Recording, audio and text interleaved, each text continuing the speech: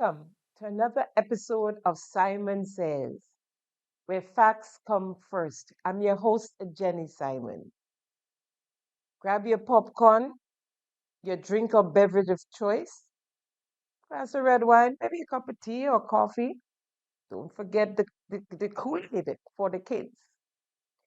Now call your mama and your papa, your grandmama and your grandpapa, your aunts and your uncles, your nieces and your nephews, your brothers and your sisters, your friends and your neighbors.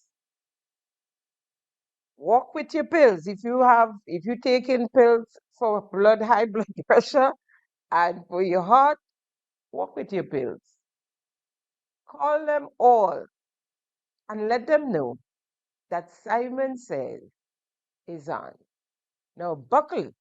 We'll be right back. Thank you for tuning in to Simon Says. To ensure that you never miss an episode, click subscribe and make sure to turn on the notifications by clicking on the notification bell icon. See you at the next episode. Welcome back. Welcome back. Of course, we had some updates and then we'll get into the heavy stuff. Uh, the Prime Minister, Deacon Mitchell, in one of his recent DM the PM, which we carried, when asked about the rising fuel prices and the cost of living, mentioned that there was a cap on the 100-pound cylinder. Lest we forget. So we have a standing policy that this government adopted that says, for instance, once the cost of fuel reaches $17 or above at the cost at the pump, we will subsidize it and cap it. So it means, as it stands now, the cost of fuel is significantly over $17 a gallon. And the government has capped it, which means you are paying at the pump the $17. LPG cooking gas, both the 100-pound cylinder and the 40-pound cylinder. The 40-pound cylinder has been permanently capped at $40, and it has been that way for a significant period of time. If we didn't cap it, it would probably cost almost double for a 40-pound cylinder of cooking gas, which is what the average Canadian uses to cook, to be able to create food. So when we talk about the cost of living and impact on food, that is one significant issue. The fuel you need to prepare food is subsidized by more than 50% currently by the government. Initially, we did not cap the 100-pound cylinder, but the rise in the 100-pound cylinder was astronomical as well. And so we've gotten to the point where we've capped it as well, so that if it goes, I think, over $300, and that is still a significant increase that has already happened, we will pay the difference. Now, without even checking, I knew that was a lie. Because every 18th of the month is when the price, we get the change in prices of the fuel coming from the Ministry of Finance. Now, that was way past the 18th of the month when the list had already come out, and the amount on that list was $350. It reflected the cap on the pump, which was capped at $17 per gallon, right? So how all of a sudden it capped, right? So the next list came out that the petroleum product price with the petroleum product prices that came out, right? The notice, as usual, put out by the Ministry of Finance for the period April 18th to May 18th, right? And then there was this other one, May 18th to June 18th, and still does not reflect a cap of $300 for the 100-pound cylinder. The notice came out on May the 18th, 2026, and there was no cap. What showed up? The price, the cost, $316, and that's for mainland. And the sister isle of Carriacou, was even more, $350 in Caribbean. The list reflect the $17, the cap on for the of the pump, the $17. There is no cap. And he continues to do that, especially on that DM the PM. He extempores.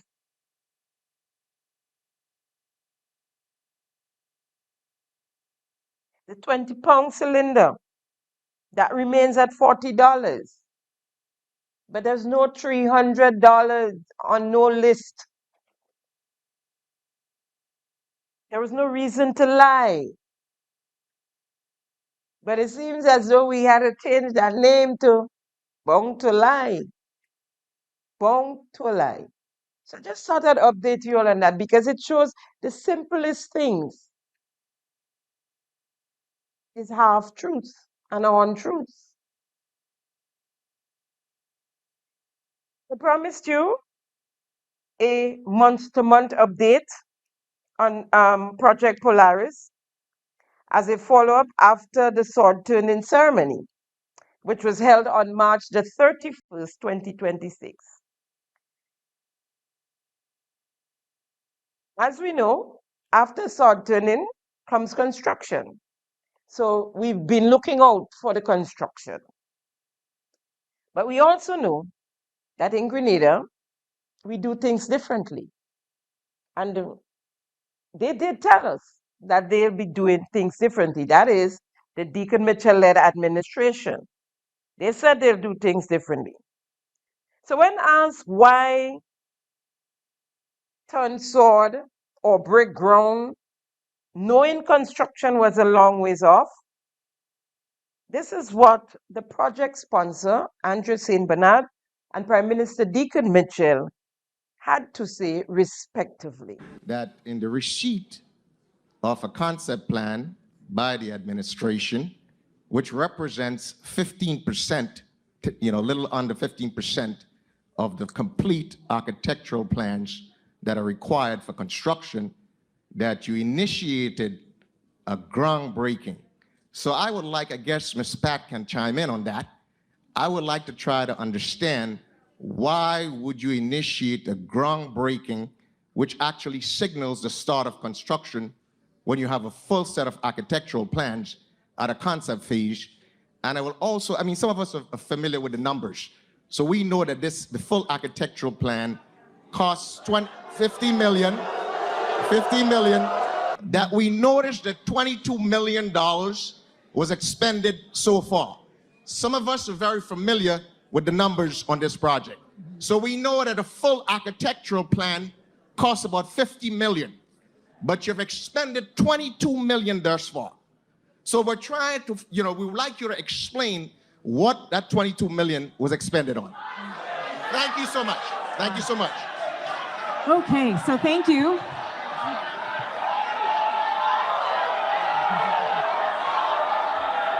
All right, guys, all right. We need to, guys, thank you. We need to answer the question. Go ahead. All right, ladies and gentlemen,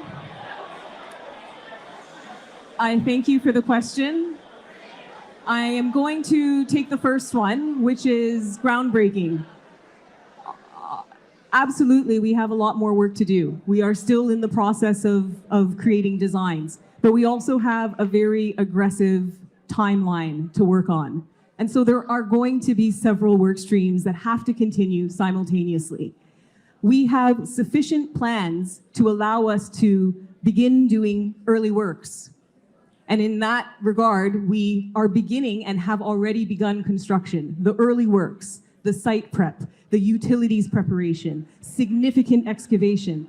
All of this work has to be done before we get to main construction works.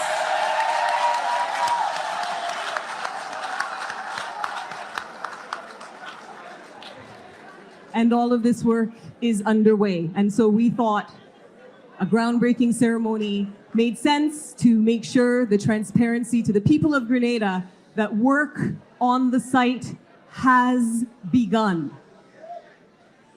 As regards to the question of the money spent, we are building a large, sophisticated infrastructural plan. A lot of plans have to go into that.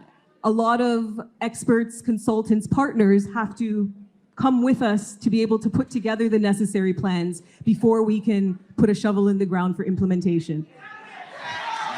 We certainly can't just start building bricks without sufficient plans to do so. And so indeed, a lot of time and resources have already gone into what's necessary to put together the right plan to ensure that we have the right product for the people of Grenada. So I also want to just make a comment, because I think this is important for us to understand. All of the spending, Grenada has perhaps one of the most transparent public finance accounting systems in the world. And it's always good to get comments and questions. And I think my takeaway from this is, particularly for the team at the Ministry of Finance, we will in fact detail the spend, what the spend is about, where it's been spent, so that we understand how the funding is going and which aspects relate to, in a sense, direct construction related costs, which aspects relate to finance costs, etc. So you have a clear sense of how the spend is taking place. So that's a takeaway from me and the team at the Ministry of Finance and the Project Polaris team, so that we can address the specific finance questions that would be asked. The final point I want to make about the groundbreaking. The groundbreaking ultimately is, and I want to say this importantly in a political context. One of the challenges, I think, as someone who's come into office new, that I think the public has had with government is a question of trust. And a question oftentimes of, I'll use the Grenadian word, mamagism. We want to make sure Project Polaris is a national project that transcends government, that transcends the opposition, and has to be, from our perspective, and I said this in my presentation, there is no turning back on this project.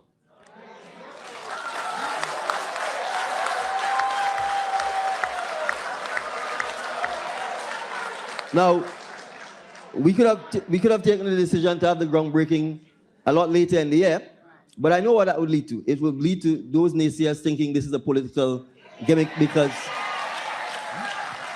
we are closer to the elections, right? This is not a gimmick, and I've made that clear. We bought this land within the first year and a half of us getting into government. We didn't borrow any money to it. We financed it ourselves in collaboration with the vendor of the land.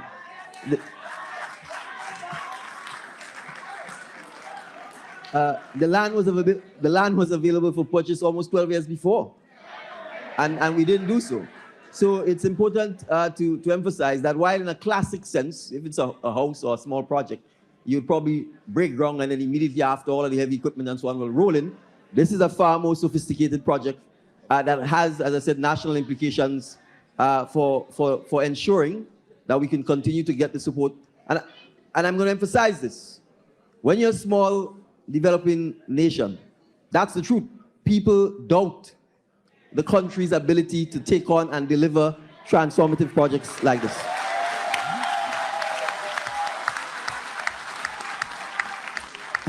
And we have an obligation to, in fact, ensure that we make it clear to our partners and to the public that we are serious about this and that we are going to get it and that we will get it done. So this is also part of why, thank you guys, it's also part of why we have kept this unrelenting pace up, because projects like this take 10 to 15 years. We are clear that we want to accomplish it in a much shorter time frame. Thank you. Okay, so where to start? They have an aggressive timeline. So they brought forward the sword turning. One, she said, that is the Andrew St. Bernard, the project sponsor. Work on the site has begun. Okay.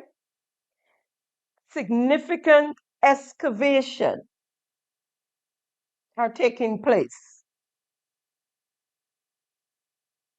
The Prime Minister said they bought the lands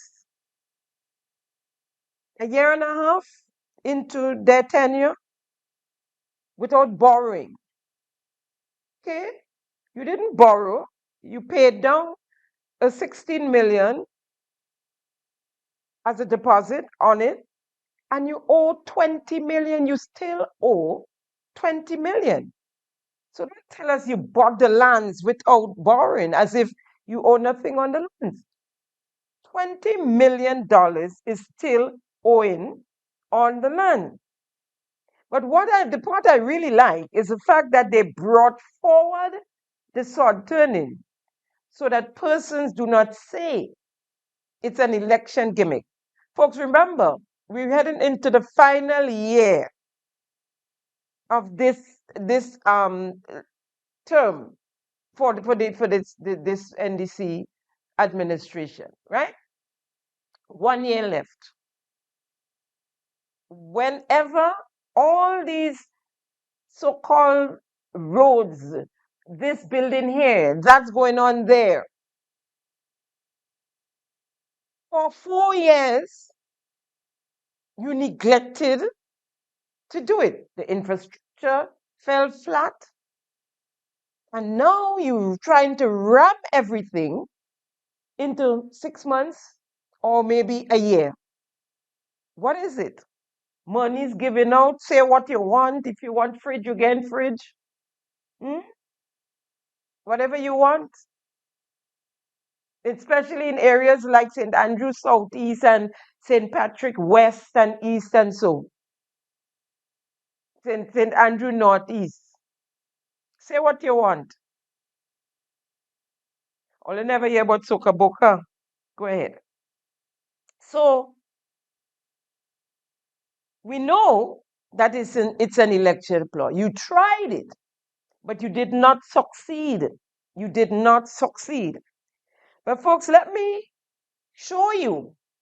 And if you see significant excavation happening, if you see construction work happening, tell me and show me where, because I have not seen it and I've been there. This is Simon Says, coming to you live from the Project Polaris site, exactly 2 months since sword turning. But here we're on the side of the city, the medical city, and we have a sign here, the Future Hotel Development Site. There's no sign over where the hospital is going to be built, right? Now, supporting accommodation for the Hopevale Medical City. Here we go. Now follow me as I go over to one of the viewpoints, right?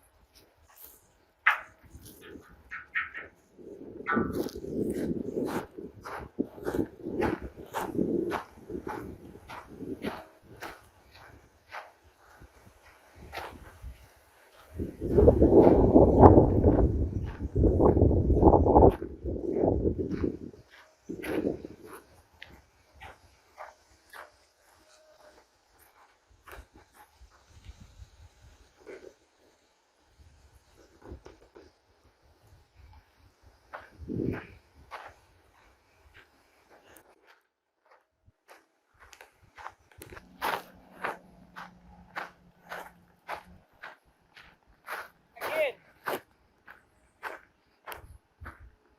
there's a billboard of what the city, the master plan of the city, billboard.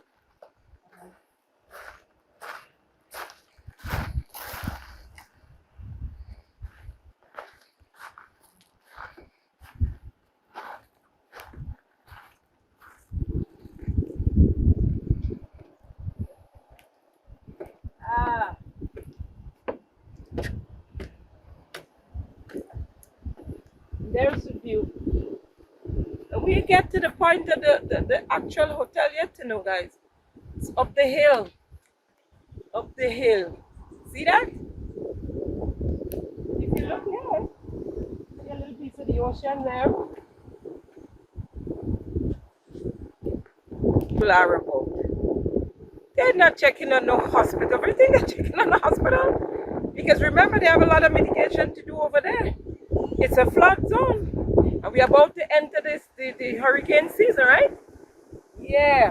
But the plan is to get this medical city. You heard the Prime Minister said no turning back. They're moving speedily ahead. But if you look here, and then I will go back, we go over to the hospital site in a minute. At least there are semblance of things that's going to happen on this side of the 84 acres, right? Billboards and posters and yeah. And it's instructive to let you guys know that farmers are preparing their lands. Well, you know, this is with Tide weekend and then Corpus Christi for planting. And we'll show you on our way back down where farmers are preparing their lands for planting crops. So we like to know what's happening. Interesting, but of course you can see the bushes are growing back. The bushes are growing back, but at least they have something over here to tell you about the city. About the city. Nothing on the other side about the hospital. Nothing.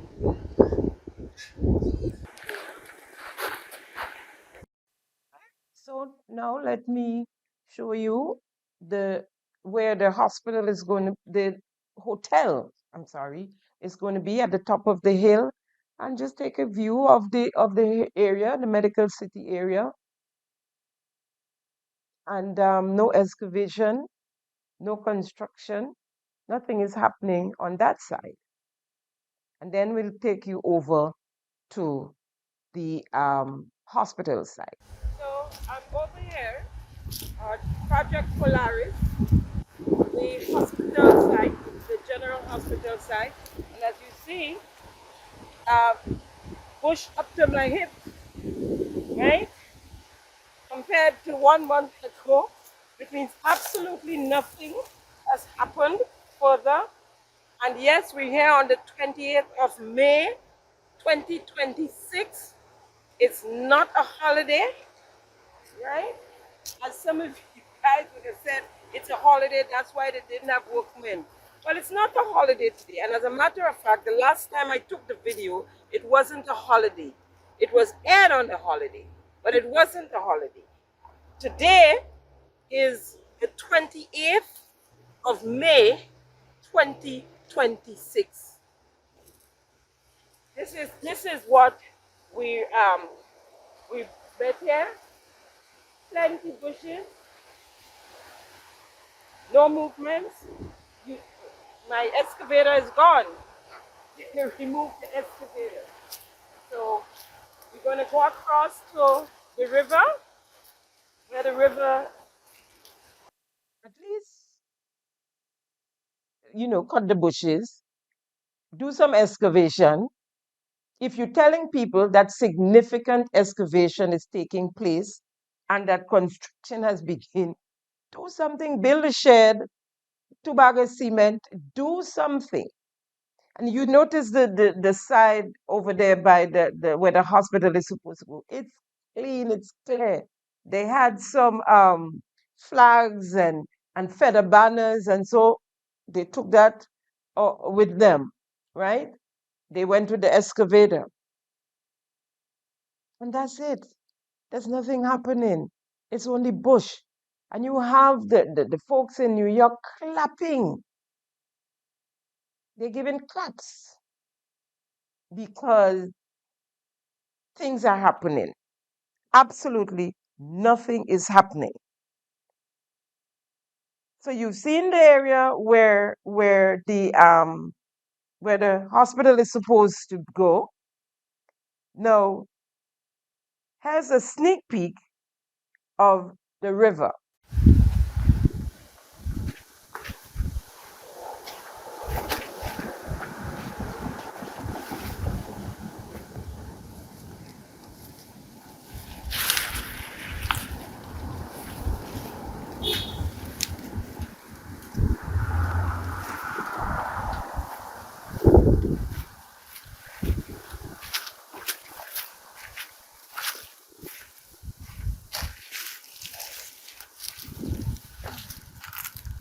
So this is the river that runs through the property.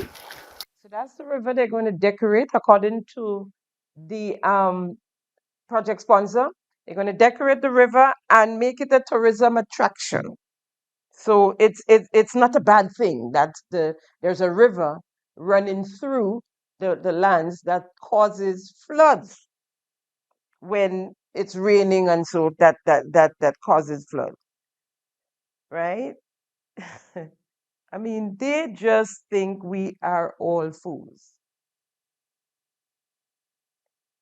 We're asking about the mitigation process, how much it will cost us, because we haven't heard about that yet. Or we're hearing that there have to be significant mitigation, but no one is telling us how much that is going to cost. Or is it built in to the cost that they're giving us of the hotel, 250,000 US dollars, right? And it's US dollars. When you hear 250,000, they don't say that it's USD, but it's US dollars. Prime Minister said that they would have to lift the road. That is another cost. I think it's like 9 meters or something like that. Let's hear the Prime Minister. So, I mean, the site will contemplate road widening, and I'm told significant lifting of the road itself as part of the flood mitigation measures. If I'm not mistaken, I'm told as much as 9 meters, 3 meters, sorry, which is what, 9 feet. And it will envisage 2.5 into the hospital that mitigates the free flow of traffic along the main road itself. So it's 9 meters. No, it's 3 meters, 9 feet, right? All this. And we have dry lands where the hospital could be built on dry lands. But we put in people first. We are calling on Tillman Thomas and Nazim Burke and the likes from that group to tell us where the plan was to put the teaching hospital that they spoke of, that this Deacon Mitchell-led administration continues to refer to, right? We have Cindy Daughter was in New York. She told a town hall, a little audience that she had, right? She continued to spread lies, plenty. It's just lies, right? Suggesting that George Brizan, she said it started since George Brizan and then to Tillman Thomas, suggesting that the former NDC administrations were going to purchase that 84 acres of lands, which is not true. To put what? A teaching hospital with 184 beds? That only would take 10 acres, probably even less than that, because this hospital is bigger than the one Tillman Thomas and they were talking about, right? As I understand it, it was supposed to be where they're putting their hotel. But Deacon Mitchell and his cabal is putting a hotel instead of the hospital. They put their medical city. Let me drop off medical from this thing. Yeah? They're putting their city in the dry lands. It's all about money, folks. And we're going to follow the money. It is not about Grenada and no hospital. That's the distraction. It's a scheme, and we continue to ask about the Grenada Asset Bank Company Limited, who owns the lands, because they purchased the lands, and nowhere in the conveyance it says the government of Grenada. And we still would like to know why this company had to come into existence to purchase the lands, and why the government of Grenada couldn't purchase the lands. We also want to know about Partners for Development Inc. Now, that's the company owned and directed by Prime Minister Deacon Mitchell and Ms. Andrea St. Bernard, the project sponsor. They purchased according to the conveyance, they purchased 3 acres of lands right there in in Calvini Estate by the Project Polaris. That is conflict of interest, that is inside trading, in my mind, and a whole lot of other things, right? The project sponsor, Andrew St. Bernard, and the Prime Minister. Now, the company they bought the lands for, the legal work for that company was done in 2020. That company came into fusion. 2020. The Prime Minister's office, law office, Mitchell and Co., did the legal work for the company, Grenada Real Estate Company. Now, why didn't he purchase lands there then? Why in 2023, after they purchased lands for Project Polaris, or after the Project Polaris conception, they purchased land there from a company? Why didn't they purchase land in their names? Because right there in your name, it's in the open. And folks, as I understand it, and that is one of the things that young man was doing inside Kaipo. Loads of ghost company, all kind of African companies to hide the corruption, to hide the fraud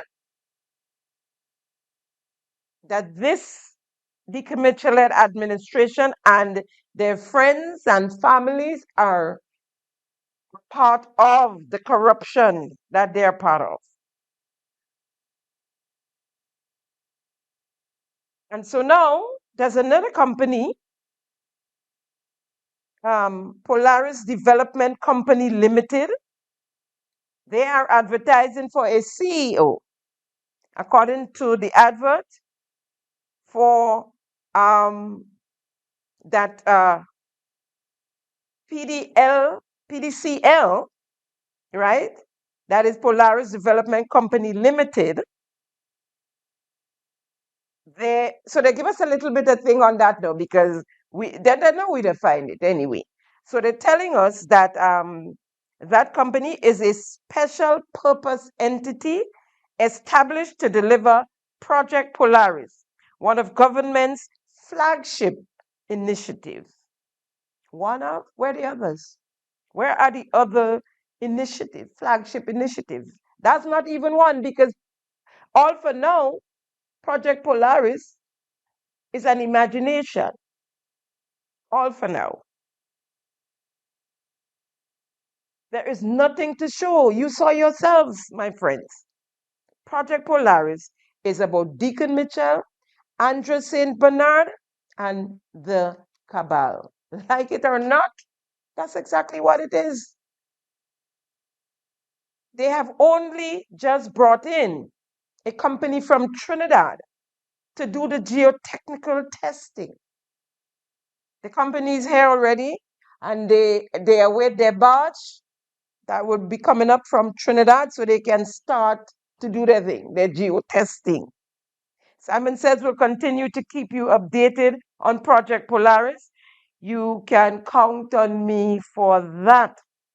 And the cabal can also count on me as well to continue to expose them.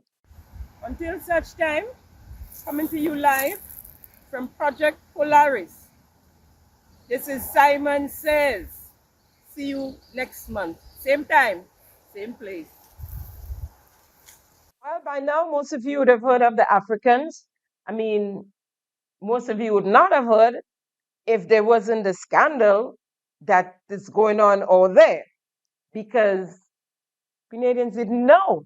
We did not know of African, that they were going to celebrate African Liberation Day. I remember as a child during the revolution, that was a date celebrated, and everybody knew that the African Liberation Day. Nobody told us that it was being commemorated again, right? And so Prime Minister Deacon Mitchell traveled to Nigeria and Ghana from the 15th of April to the 20th of April 2026 to a fishing festival. With him was his Chief of Staff, Teddy St. Louis, his Executive Secretary, Kira Leslie, and the Deputy Chairman of the Grenada Development Bank, Mr. Trevor St. Bernard. Now, I wonder if they went to Africa to see if they could get some money to help development banks stay afloat. Because I keep wondering what is the purpose of Mr. Trevor St. Bernard. But we'll get to the development bank in a few. Now, whilst in Africa, we were told that there will be a cultural exchange. A dance troupe would be visiting Grenada in May to dance for Grenadians. No, that's exactly what we were told, right? A dance, when a dance troupe, you're thinking maybe 20, 30 at most, I would say, persons, right, coming to dance.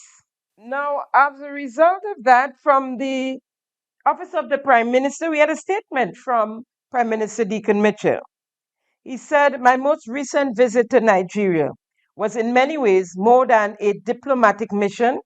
It was a reaffirmation of history, identity, and shared purpose. We engaged a high-level discussion exploring avenues for partnership and progress, seeking not only what Grenada can gain, but how we can grow together, recognizing the immense potential of the Nigerian people, particularly in Taraba State, reflecting in their resources, innovation, and enduring resilience." Now, I already told you that Taraba State is one of the poorest states in Nigeria, loaded with poverty, crime, and everything else that's negative. Now, beyond, they're known for killing Christians, thousands of Christians, right? Beyond the formal engagements, immersing in the culture, the cultural life of the nation, reinforcing the depth of our shared heritage, seen in the drums, the cadence of dance, and the vibrancy of festivals and everyday life. I saw reflections of us. I saw a shared inheritance that no force of history could erase. There is a strength in that realization, a reminder that our story did not begin with struggle, and it does not end there either, or either. We are not merely connected by history, we are bound by it. And in recognizing that bond, we are called to do more than remember. We are called to act, to build, bridges, to build bridges that reconnect what was once divided, and to create pathways where culture, knowledge, and opportunity can flow freely between us. That is why, as we commemorate African Liberation, African Heritage Day, now let me take that again. That is why, as we commemorate African Heritage Day in the month of May, we will welcome, you see, we're commemorating African Heritage Day. Make a note of that. And it just said in the month of May. We will welcome our brothers and sisters from Nigeria in a meaningful cultural exchange, one that celebrates not just where we are, but where we come from and where we are going together. You're going by yourself. When we honor our heritage, we do more than look back, we move forward with clarity, with purpose, and with pride. No, that's from the Prime Minister. Then we heard from the governor of Tabara State, Kifas, right? And Kifas said he is sending a cultural delegation to Grenada as part of a reciprocal cultural and developmental ties established during Grenada's Prime Minister Deacon Mitchell's recent visit to the state. This initiative stems from pledges made by Prime Minister Mitchell to strengthen cultural exchanges and economical partnerships between Grenada and Taraba states. There are other stuff that we don't really have to get into there. We were told of the cultural exchange and that the visit was going to be in May. The Prime Minister said to commemorate African Heritage Day in the month of May. No date given. Now, heritage is the legacy, traditions, and physical artifacts passed down by previous generations. Okay? And then a plane landed with roughly 200 Africans on board. And we started to hear talks about African Liberation Day. Now, liberation is the act of setting someone or something free from oppression, confinement, or external control. A far cry from heritage. And then, of course, there was Whitsuntide weekend, and we had the games, which was held at the stadium, totally downplayed. Most people didn't even know there were games at the stadium, right? We spent $1.5 million to keep those games, an empty stadium, all the days, empty stadium. And then with Monday, we heard that it was African Liberation Day being celebrated, and there was marching. And if you look on the screen, you would see marching and dancing in the streets. I guess that's a dance group. The dance group have about 200 people, kids, babies, kids, young, middle-aged, older, a huge dance group. Dancing in the streets of Grenville, and a ceremony followed. Photos, you see the photos we have to show. The event, poorly organized and poorly attended. Because you see, they were hiding it. So not much planning, I guess, could have gone into it. All of a sudden they spring it on us. Just so deceptive. And then came the allegations of the inappropriate behavior of some of the African men. And when I spoke to my source from Nigeria, I was told, when I said, look at what is being alleged, and she said to me, that's normal. That's how they behave. That's, you can say, their culture. I'm not sure what the Prime Minister would have experienced in Africa, in Taraba State, as a matter of fact, to be precise, and why he thought it was necessary to bring a plane load of folks from Taraba to Grenada. And not just that, at the time as well, right? So what we would call sexual harassment and sexual advances by these men to the female staff in some of the hotels, right? Allegedly so, because there's no investigation, right? The women made reports, as far as I understand, in some cases, to the management of the hotels, right? Most of the hotels in the south was occupied with these Africans because, as I told you, I heard anywhere from 150, and then I heard, I think it was one of in the government GIS also said 180 or something. Then I had 197, and then I heard it was 200. So roughly 200 Africans, right? And they stayed at the high-end hotels in the south.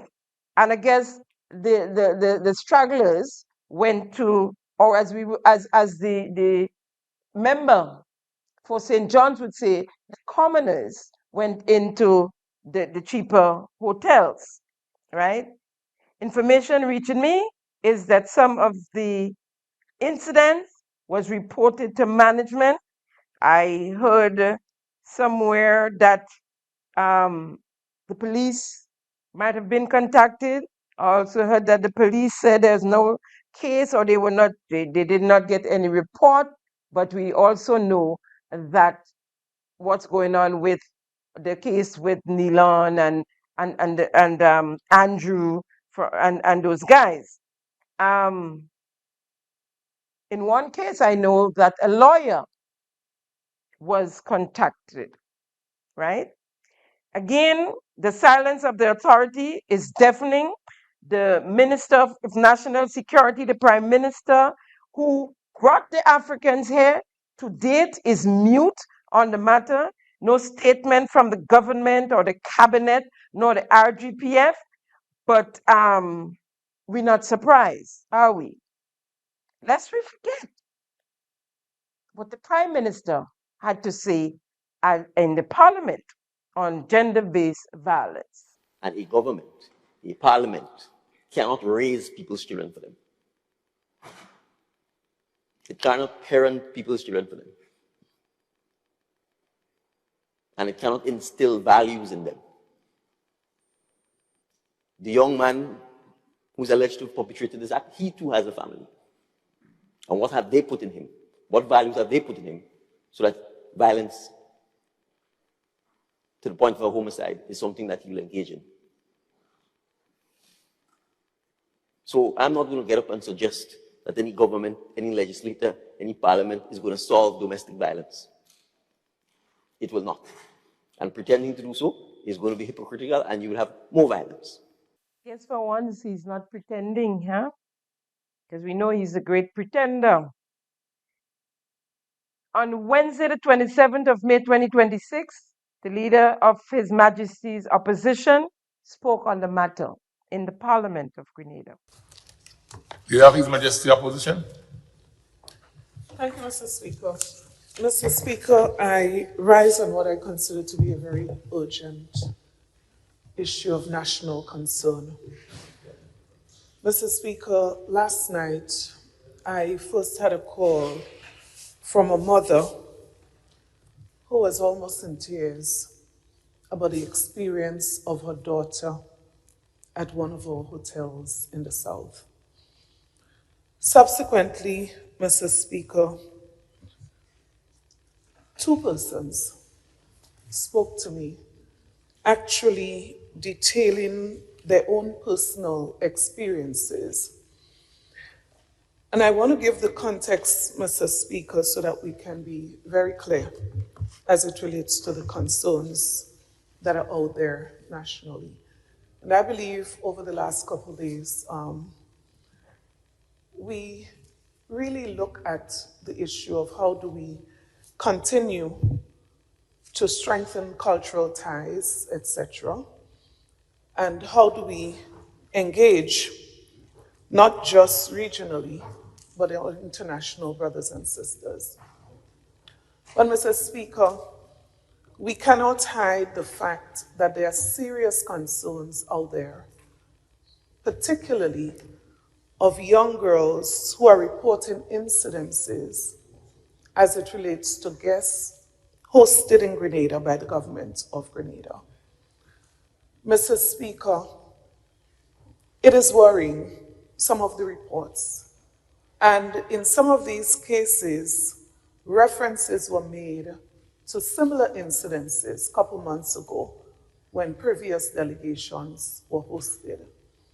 In one case, Mr. Speaker, the individual, when advised to report what had happened to her superiors, her concern was the fear of losing her job. And so, Mr. Speaker, I'm raising this because I believe it is loud enough that it should have triggered some form of serious investigation into these allegations. It should have triggered engagement with those who manage the facilities from where these concerns are coming from. And we don't need an official police report to trigger a serious investigation into all of these allegations that are floating around. If we really truly care and consider seriously the issue of abuse of women, we cannot treat this lightly. It is just too many concerns being raised, and I'm saying this morning that it must be looked into, and the public must be given some assurances from the results of this. As a matter of fact, Mr. Speaker, I was advised, reliably advised, that one of the hotels actually would have closed down certain services last night as a result of this. This is not something to be treated lightly. And I'm appealing to the government this morning that there must be, especially the fact that persons are indicating that this is not the first time, that there ought to be the fact that the visitors were hosted by the government of Grenada, that the government should lead on looking deeply into these allegations, and of course, to report to the public the findings and the results of these investigations. Mr. Speaker, this is not something that we should rest, and I would hope to hear on this matter from the government, as many persons have been speaking to persons in authority about their concern, including one person who had a conversation with a police officer who advised her that she should want to be careful about going forward with this because her job could be at risk. This must not be treated lightly. And I expect to hear that an investigation is launched into this. Thank you. Now, while these allegations were mounting, Prime Minister Deacon Mitchell and a huge entourage left the island for a few hours, unknowing to the nation or without alerting the nation. And it was part of the Southern Seas 2026. They visited the USS Nimitz on May the 26th, 2026, right? It's a US Navy deployment to strengthen maritime partnership in the region.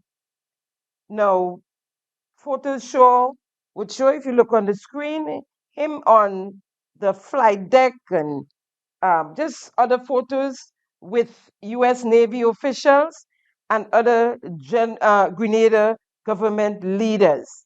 They went on an excursion, right?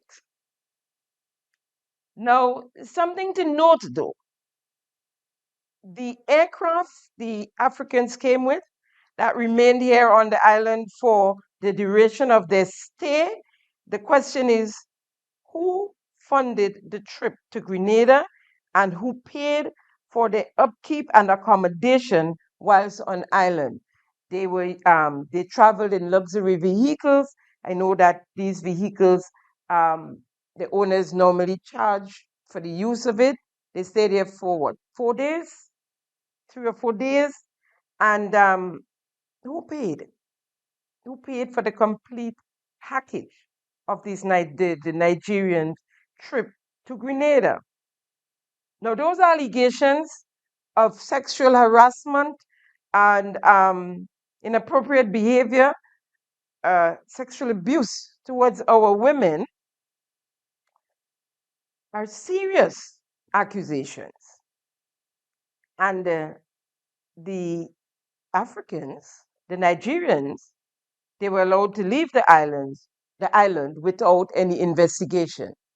So I'm not sure where we go from here. Now, something else to note, my dear friends, is at the moment we do not have a Director of Public Prosecution, a DPP.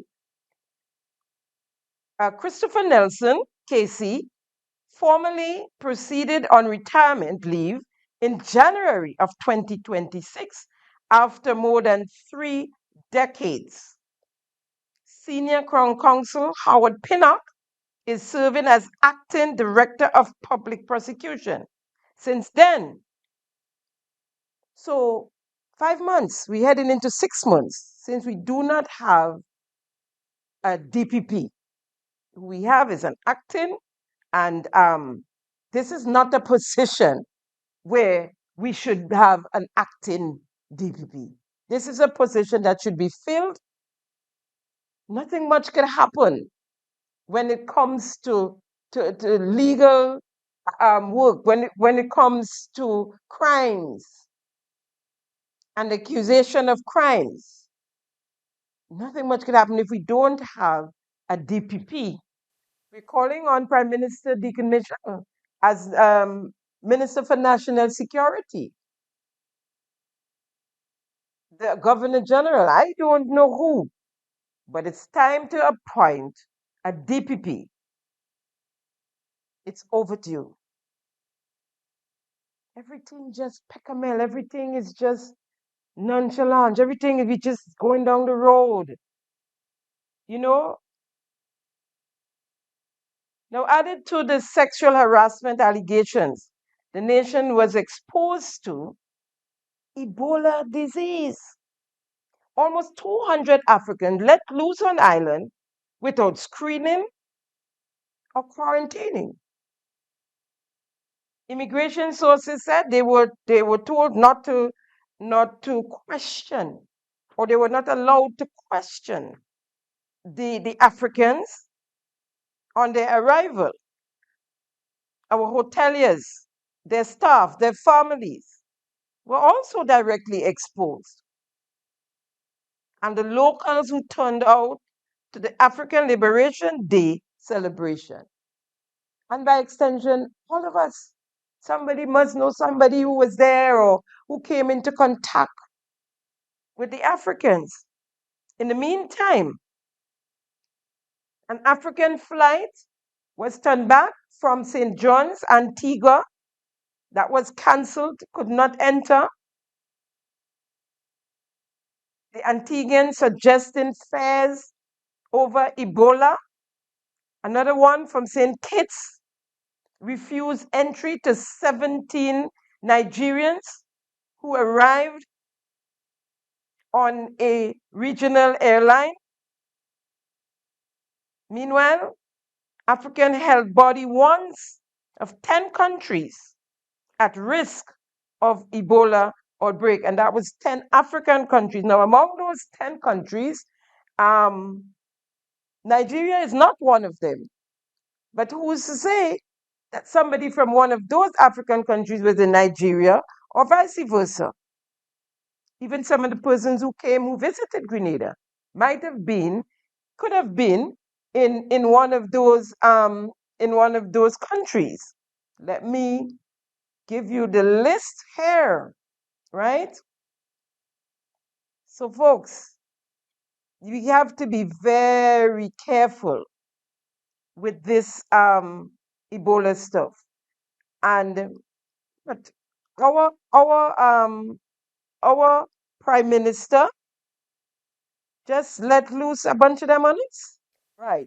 So the list is Rwanda, Kenya, Tanzania, Angola, Burundi, Central Africa Republic, Republic of Congo, Ethiopia, South Sudan, Zambia.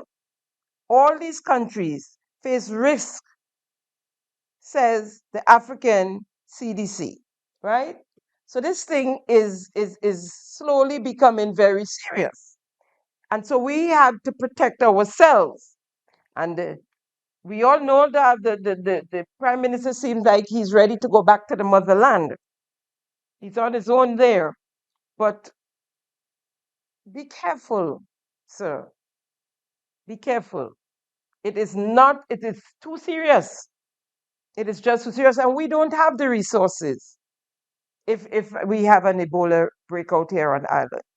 Now, I don't know how many of you all plan to go back to the motherland, but I know I ain't going. So good luck to all of you. I am Grenadian, born in Grenada, and I would remain in Grenada. Now, for an update on the misuse of the government and people of Grenada funds. The government of Grenada officially handed over constituency vehicles to members of parliament on November 19th, 2025. Speaker of the House, Leo Kato, presented the vehicles to the representative at the House of Parliament on the government side, since by now most of you know that the opposition refused to accept the vehicles because of the scarce resources that we have, and that we have a hospital without medication and materials. You have to work with gauze, you have to work with suture and thread. There are no reagents in the lab for minor lab tests, and so they thought that monies could have gone to something that would affect the nation on a whole, especially when it comes to our health care. And so they refused to take the vehicles on principle. Here's a photo of the Minister of Finance, a video, of the Minister of Finance accepting the keys to his constituency vehicle. They will be put into parliamentary use. On the 13th of May, 2026, the St. Patrick East constituency office pickup was involved in an accident on Lucas Street, St. George's, and that vehicle was used by the member for St. Patrick East as his personal vehicle since received to and from work. The accident happened around 7 a.m. the morning. What is the St. Patrick East vehicle doing in St. George's at that time of the day, right? If you look on the screen, you'd see the photos of the accident of the pickup. Now, this is what I've learned recently. The vehicle was sold. Was it write-off? We don't know, but it was sold. If you look on your screen, you'd see a document which tells you that it was sold. I'll read to you.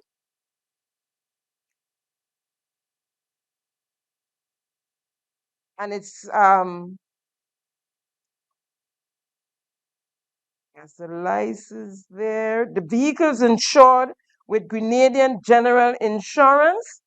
And right down below at the bottom of the document, it says transferors and owners/owners. And it says on the 21st of the 5th month, 2026, the owner is the Grenadian General Insurance.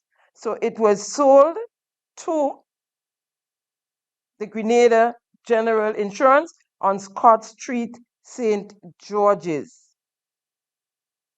Now, of course, there are questions, right? The plate, TAH 429, the year 2025. The make, the Nissan model, Frontier, four-wheel drive, a double cab pickup. The body, it says 4x4, and the chassis number, MTN CCND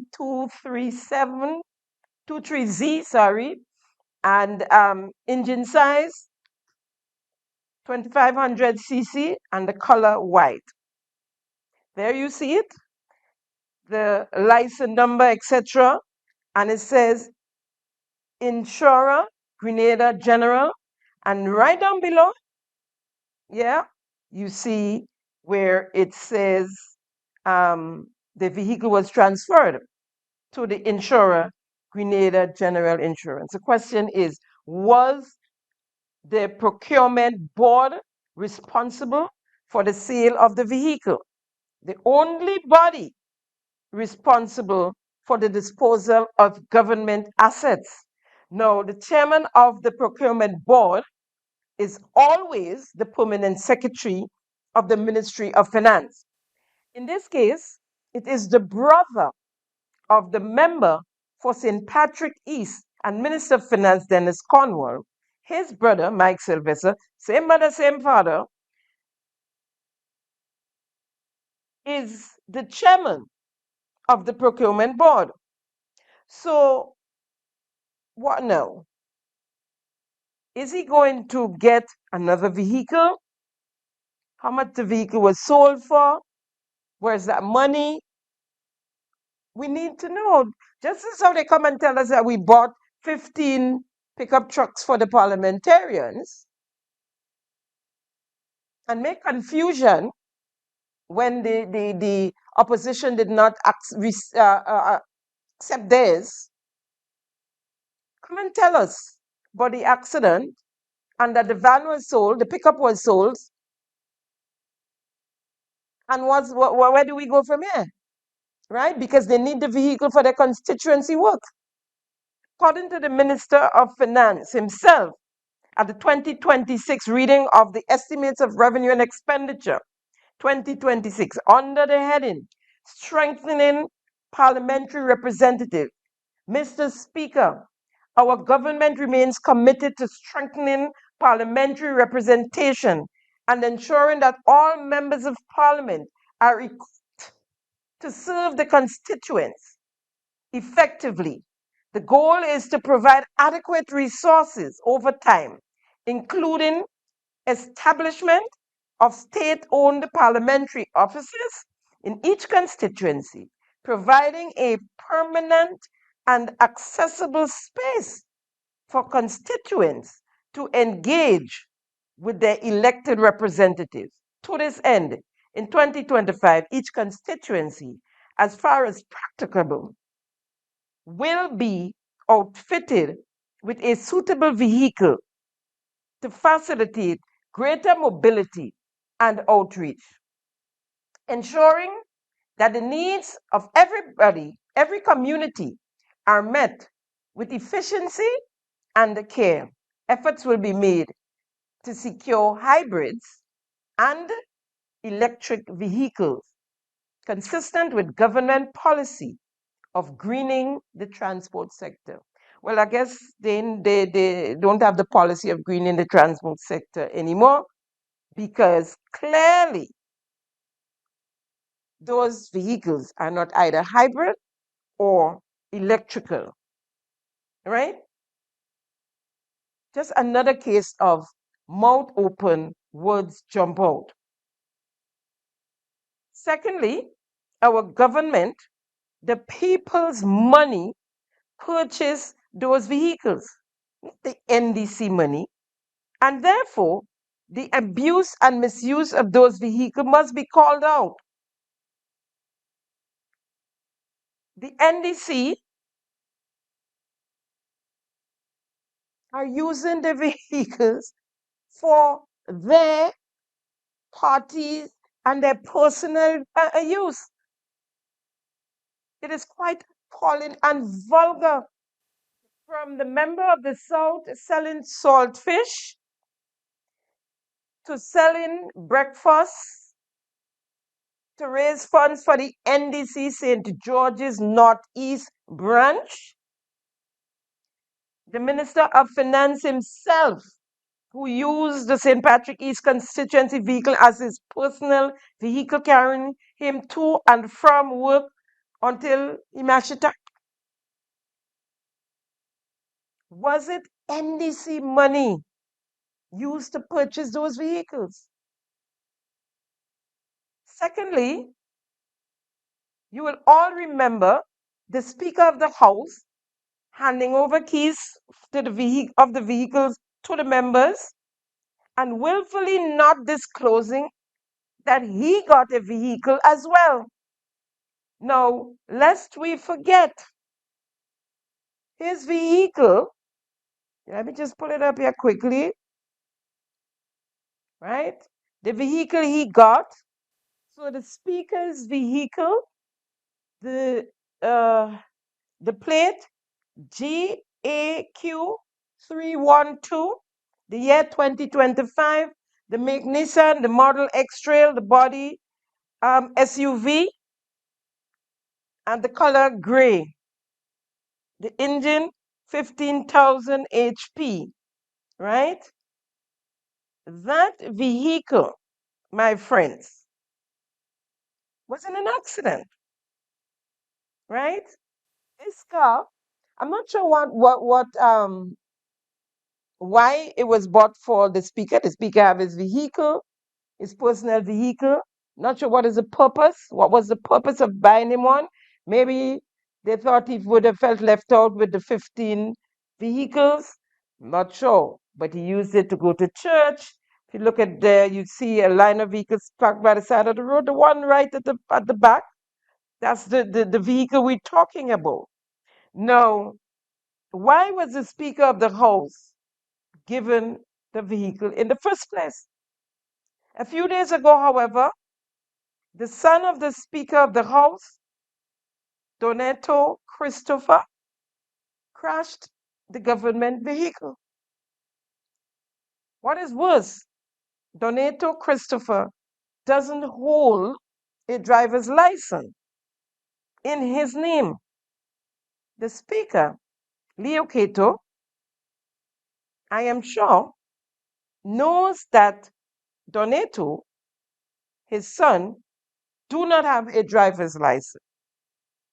The Speaker, Leo Cato, has willfully broken the law and therefore should be removed from the parliament as Speaker of the House. No love lost. He's incompetent and remains a novice. He should be removed. But breaking the law of the land, all of it, the acts, all that they themselves pass in the parliament since they be here, because every Monday morning they rush in to pass some kind of legislation, right? And it seems as though it's a norm. Who cares? Who cares? Now, if you look on your screen, you'd see a little house with a constituency parliament office with the name Gloria Thomas and our coat of arms. I need some help here. This one is a bit much for me. Help me. First of all, is Tanti Glow a parliamentarian? How is it she has the coat of arms next to her name on a sign? Now hear this. Tanti Glow was allegedly put out of where her office was. It carried the same sign. For rent owing. She then went ahead and built a house, an office on government lands. Now, is she squatted? Did she use material from the Ministry of Housing, well, she's the line minister, to build that little house to put her office on government lands? So the lands now became NDC land as well? Tanti Glow is not a representative, right?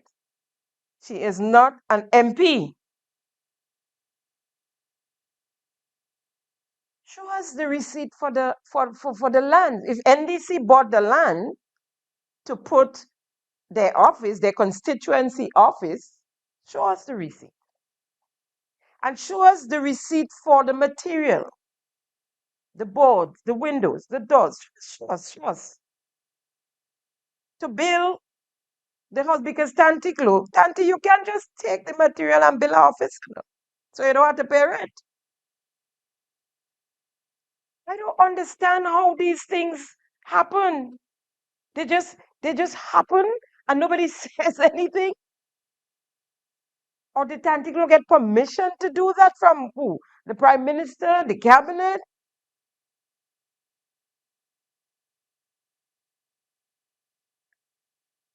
And an opposition parliamentarian use government lands to build and get material from the Ministry of Housing to build an office? Because this is not NDC country. No, it's not. A little couple thousand votes, y'all win, it's so much. But when you're in office for the people. Yellow, green, orange, blue, red, pink, white, whatever the color. I was thinking, Tanti Glow. I was thinking you was the last man standing with dignity and integrity.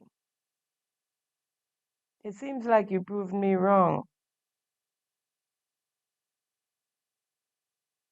What are you doing with a constituency office sign that carries the coat of arms? I mean, nobody's there's nobody inside the cabinet. Where are the adults? Where are the adults in the cabinet? Where are the adults in the room to see that this is not supposed to happen? Even though you would not have known, Tanti Glow, you knew first time. There are others there for some, but there are others in there who know and who should know. The Prime Minister Your chairman in the cabinet should know, right?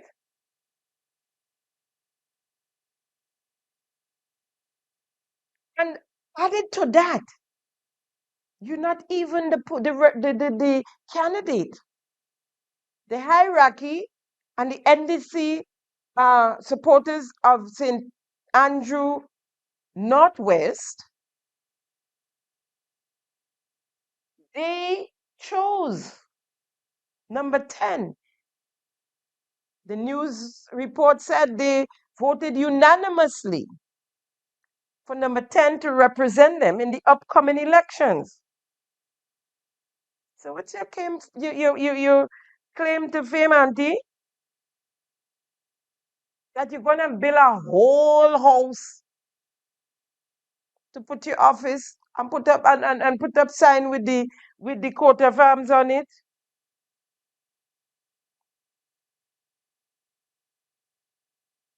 It's what else, you know?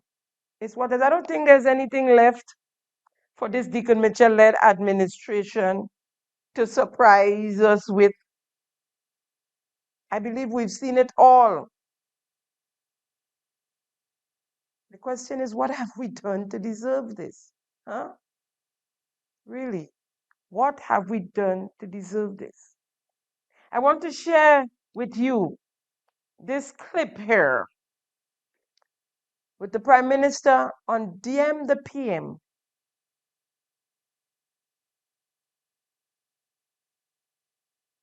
making, pointing, should I say,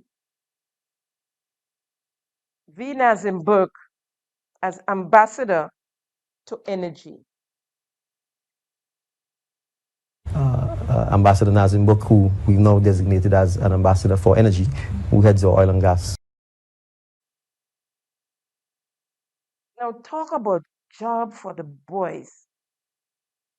You know, if this was the flip side, if this was NMP in office and NDC in opposition, you know that the morning after, which would have been Wednesday, the NDC was going to hold a press conference denouncing that and saying that it was job for the boys, job for the boys. And probably by Friday, all 50 of us would have been in the street marching against it, right? Including V. Nazim Burke himself. He would have been in the front. 4 years into an election cycle, you're appointing an ambassador, a made-up, chump-up appointment.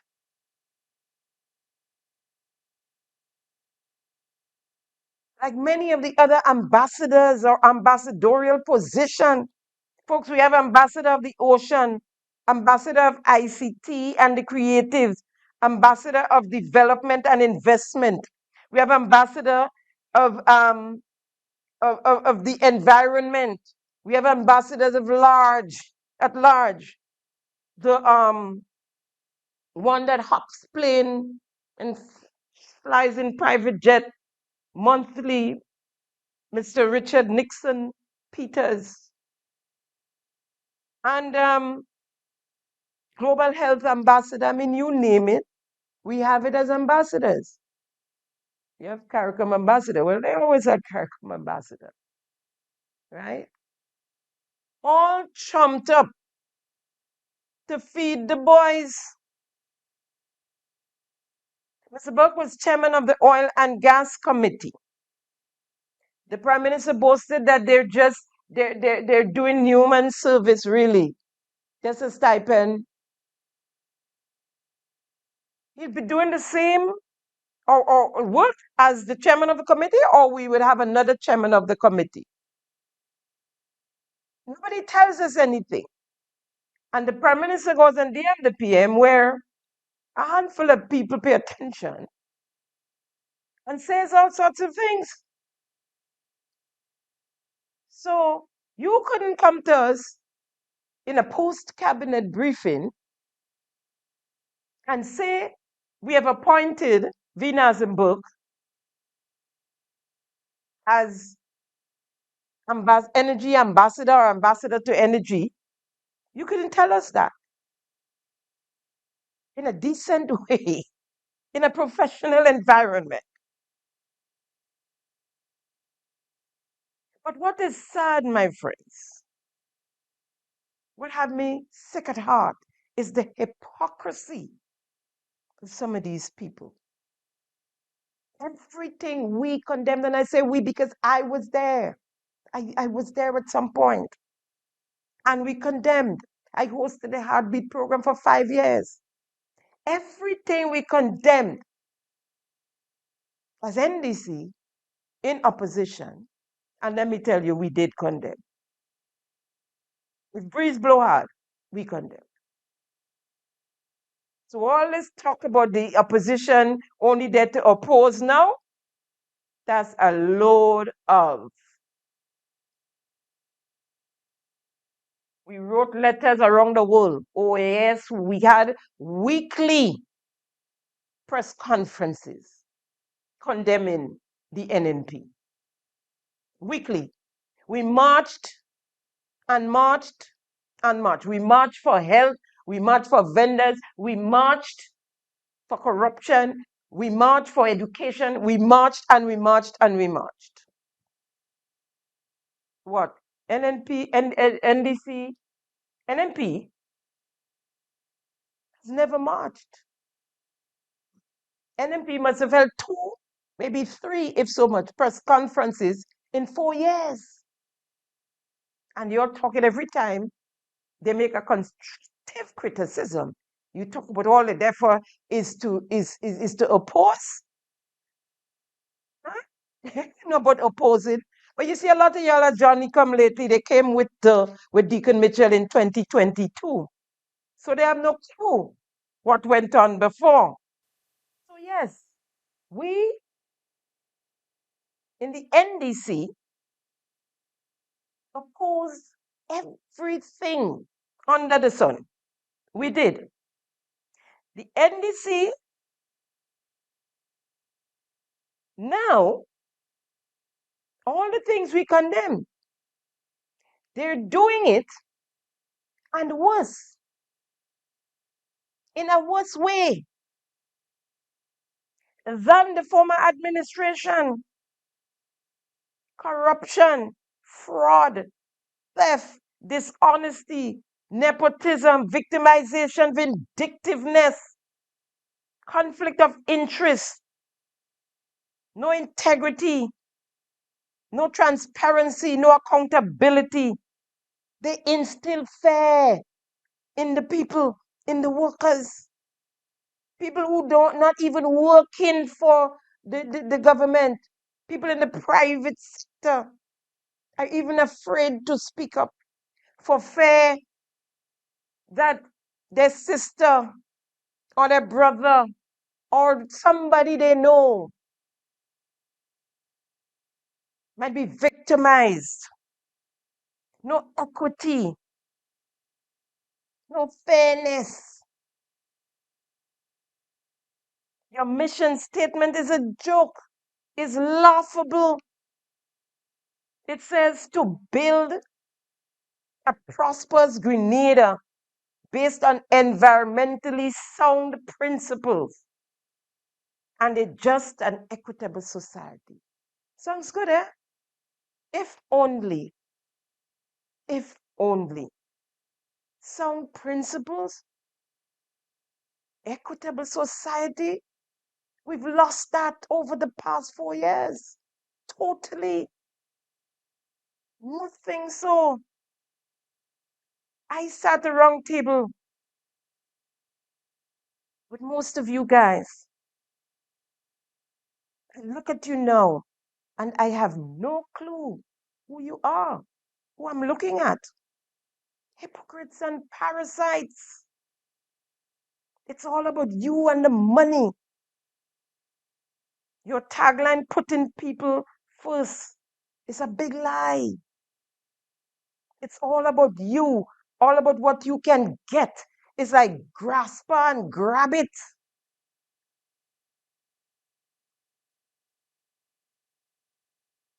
what you can rake up for yourselves. And these days it's like a raft. And everybody watching the next one bag. Nobody want to see a bag longer than theirs. I'm so ashamed of you guys. Sometimes I want to throw up. Sometimes I can't believe what I'm seeing and hearing. But all in good time, my friends, all in good times. Canadians are hurting. Families are hurting. Businesses are hurting, both small and large, especially the small businesses. We are hurting while you all are grabbing. God and time. God and time. So we're sitting in our cabinet, in our parliament.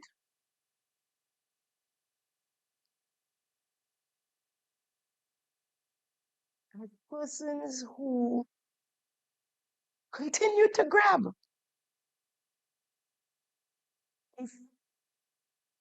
Incompetent, but living large.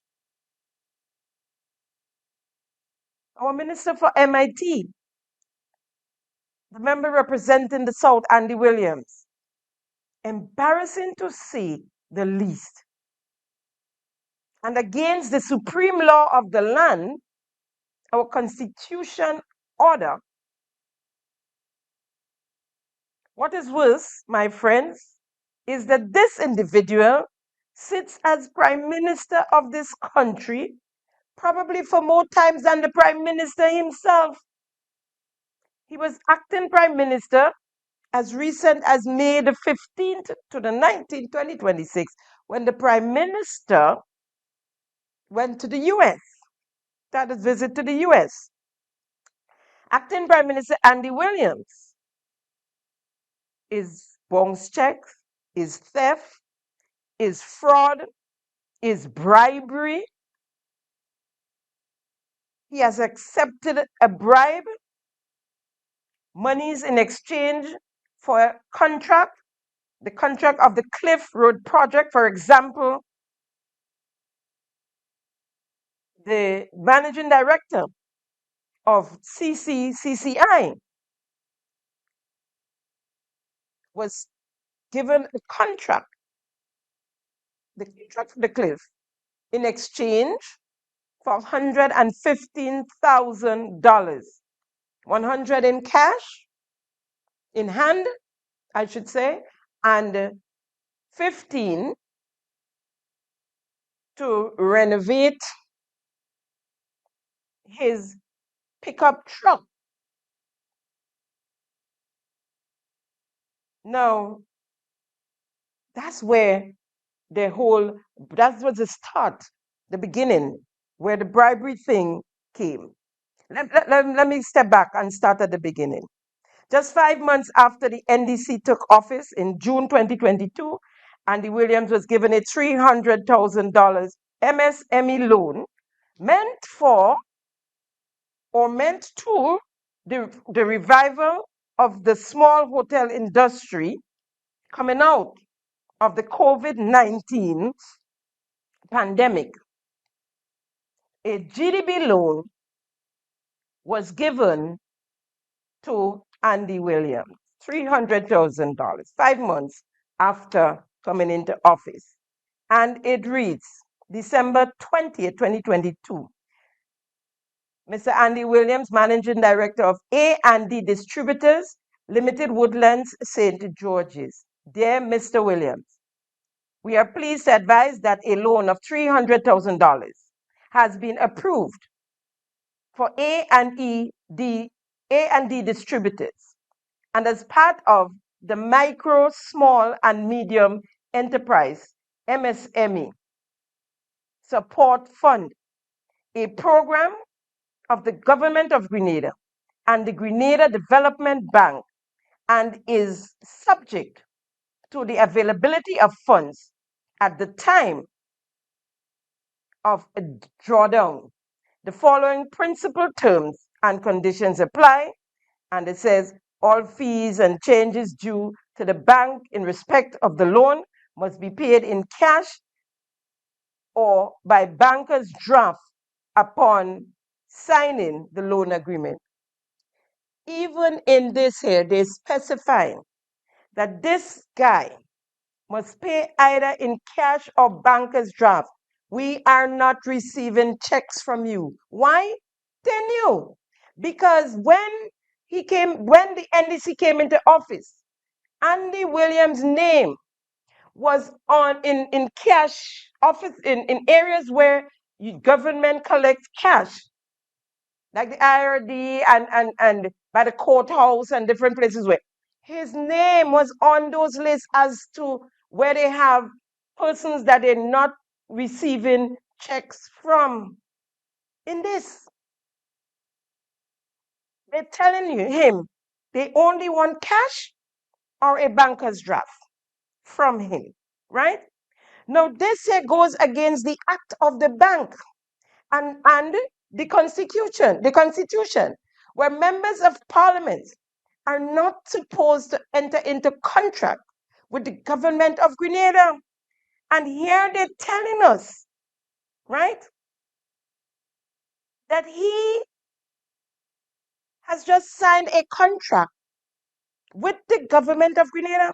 And not only that, that act says that not even members of your family can access contracts from the government of Grenada. If you do, you're supposed to exit the parliament of Grenada. So he got the $300,000 from the Grenada Development Bank. And this is where we come into the development bank now and the state it is in at this point, right?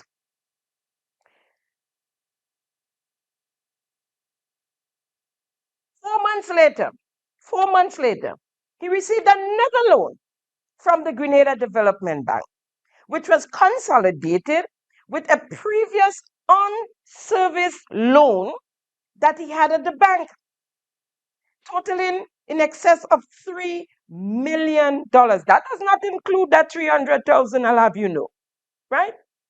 $3 million. Now, Andy was turned down by the previous board of directors during the previous administration, reign of the previous administration, right? He was turned down for a loan, first, and then the then chairman of the bank, Pastor Sanford Simon, override the board and gave him the loan. There's a little personal thing there. You see where he run to for rescue? Pastor Sanford Church, right? So he gave him the loan.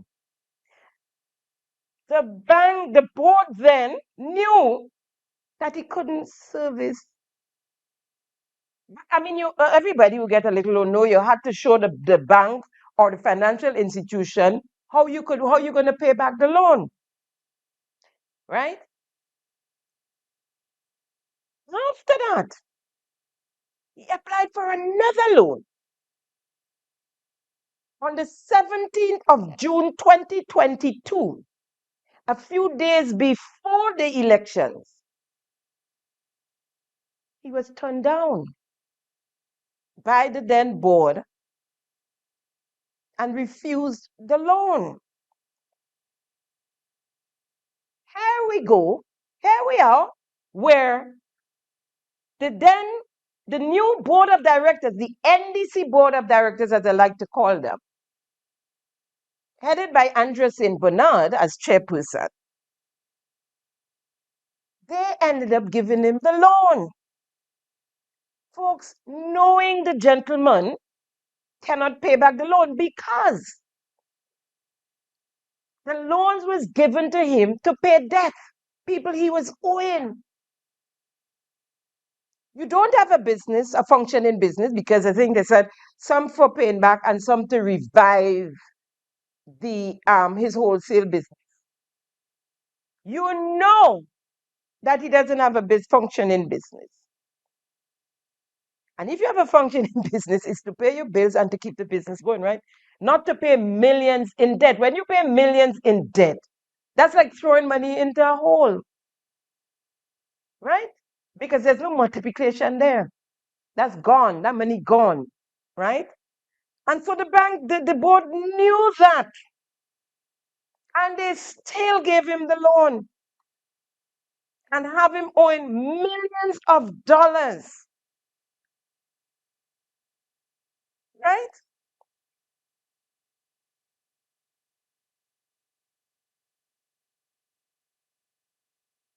So he got the loan. He had security in the bank before. So no new added security for the extra million he got, right? House in Mount Parnassus, well, he ended up selling it for $600,000. So I guess we could say it worth 600,000. Two small lots of land in St. David's and his parents' house in the line to secure millions of dollars. The officers of the bank were never able to go into the property in the lines or the housing scheme, wherever you want to call it, between the two. They were not allowed on the property when they went. The bank have to go and see, well, if it's worth what the value, and they were not allowed to date. They never saw what the inside of the property looked like, and they don't have it in their possession anymore. What happened?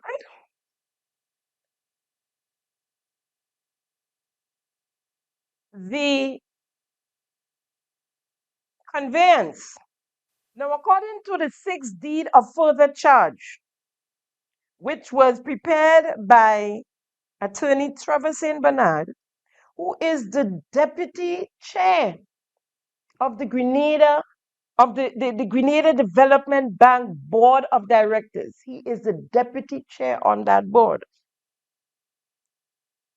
He also did legal work for the client, Andy Williams, right?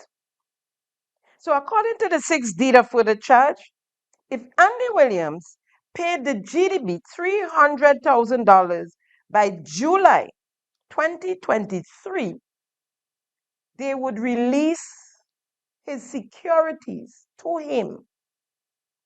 The security he had at the bank to secure the loan, although it couldn't cover the loan, all of it, but it was something. They would give it back to him. He paid the $300,000 and his security was returned to him. So we now have an unsecured, unfurnished loan at the GDB.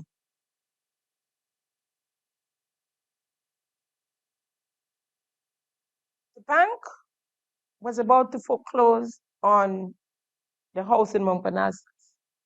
Now, don't ask me how the house was in the bank, in the Grenada Development Bank, as security,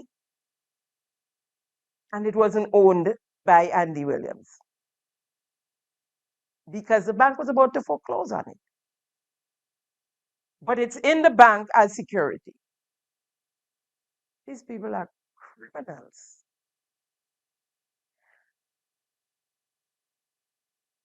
So when he got back his security, he sold the house, of course.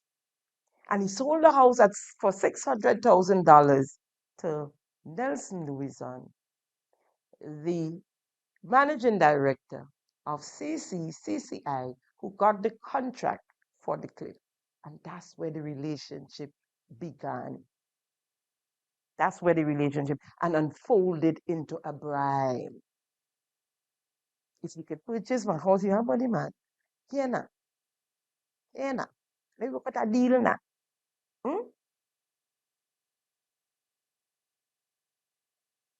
15,000 to fix his pickup truck, a white Isuzu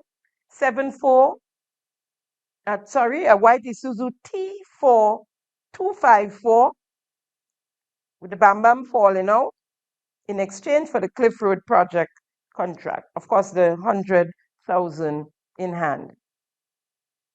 The $1 million loan are unserviced. There are others. The Ministry of Agriculture and Lands Minister Lennox Andrew also got monies from the GDB to send his daughter to study in the UK. That is against the law as well. The Prime Minister, Deacon Mitchell, during the 2022 election campaign, was firm on what the GDB, the Grenada Development Bank, should and or shouldn't be used for. Obvious way of doing that is addressing our lending institutions, like the Grenada Development Bank, which we say on an NDC will be focused on the productive sectors. GDB should be the ones giving loans to fishermen. GDB should be the ones giving loans to our farmers. GDB should be the ones giving loans to our agro processors. GDB should not be involved in giving loans to buy vehicles, frankly, to even buy homes. That is for commercial and retail banking. You are a development bank. Your job is to back and support our businessmen and women who are the ones that will provide the employment to our fellow Grenadians so that they can go and get a loan from a commercial or retail bank. GDB should not be lending money to pay debts. Right? Period. That is even worse than to buy a car or for a mortgage. That is even worse. But it's always easier to stay outside and yap, right? And when you're in there now, you're doing all the wrong things and all the things you condemn. Farmers and fisher folks can't access loans at the bank. A fisherman went for a loan to buy a boat. They tell him they could only give him for the engine. But the engine won't go out there and float on its own. I know of a small hotelier that went for a loan and from the MSME program that they gave Andy, who doesn't have a hotel, $300,000. And then they were told that the money done. But while in office, when asked about his members of cabinet that received monies from the GDB, and at that time, it was Andy Williams and Jonathan Lecret's name was calling for that, right? He openly separated himself from Jonathan Lecret and said basically all he knew of was Andy Williams. And defended the fact that Andy got the loan, forgetting he said that GDB is supposed to help the productive sector. Giving a man millions of dollars to pay debts, how productive is that? How productive is that? And so he said that Andy Williams is a citizen like anybody else and should be able to access what other citizens are accessing. Could you imagine that came from the Prime Minister's mouth? But you know what, though? I don't think he knew. These guys don't read up on acts, the different acts and stuff that they met there. Don't do that. So he said, Andy is a citizen. Like, let's hear what he said first. Let me not try to tell you what he said. Here's what he said. The leader of the opposition and other elements of civil society have accused your government, sir, of using the Grenada Development Bank, to facilitate the financing of personal loans for certain government ministers. Is that an accusation that has come your way? Is that something that you have heard or have had discussion on? Well, I'll be very straight on this, right? As far as I'm aware, Minister Williams has been a customer of the Grenada Development Bank pre his involvement in public life. That's factual, that's clear. And his relationship with the bank has continued. The bank and my government are not using the bank to finance the personal loans of any ministers. And I've said this specifically in relation in the case of Minister Williams, because I know, and I think the public knows, and bank officials will know, that Minister Williams was in fact doing business with the bank long before he got into public life, and he would have continued his business arrangements with the bank, would have continued post that. And that's the only issue I am aware of in terms of the bank having an actual relationship with the bank. But I want to make the point here. The Grenada Development Bank does business with the citizens of Grenada. A politician or a public official is also a citizen of Grenada. And if that politician or citizen or public official meets the bank's criteria for financial services from the bank, that citizen, that public official, that politician, in my view, is entitled to have access to the bank services like any other citizen of Grenada. And but did he meet the bank's criteria, Prime Minister? Did he meet the bank's criteria? Or did he get a favor from the board of directors, the NDC board of directors? Because people were coming and calling and pleading, and you all tried to cover up the fact that he was owing people for bounce checks. That the fact that he took people's goods and couldn't pay for it. The fact that he was paying off, he was writing bounce check to clear bounce checks. And to say that he already had a relationship with the bank brings us to the point that whosoever is responsible for accepting his nomination should not have, because a representative parliamentarian should not enter into contract with the government of Grenada according to law.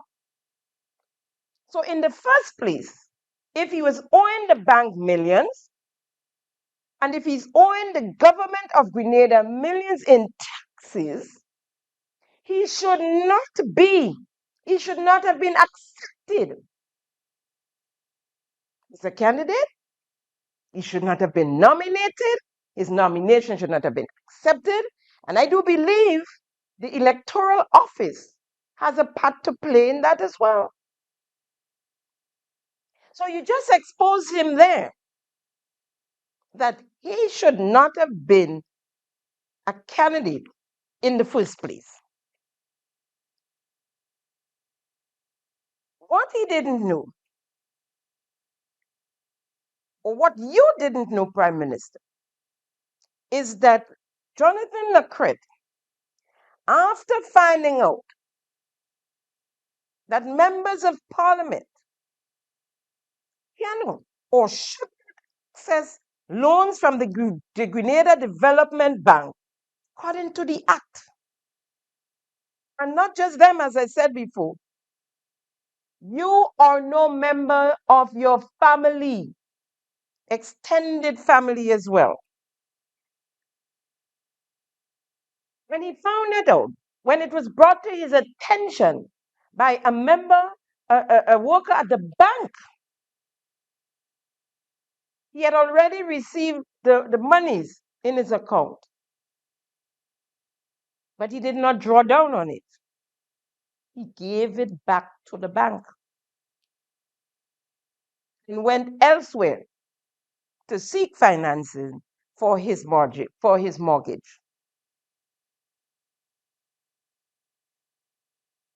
That's a gentleman with integrity,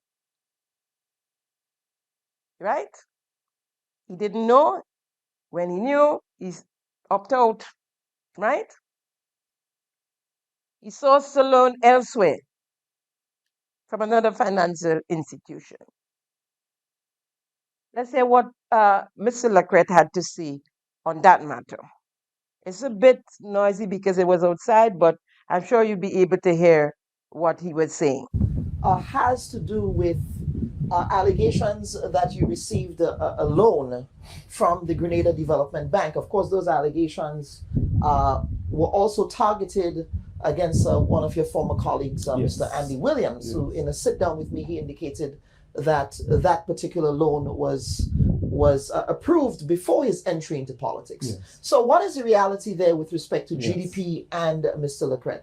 Well, as it relates to GDB, upon coming into office in June of 2022, my wife and I, the family was growing. Yes. And my wife and I, we did approach the Grenada Development Bank for a mortgage to build a house.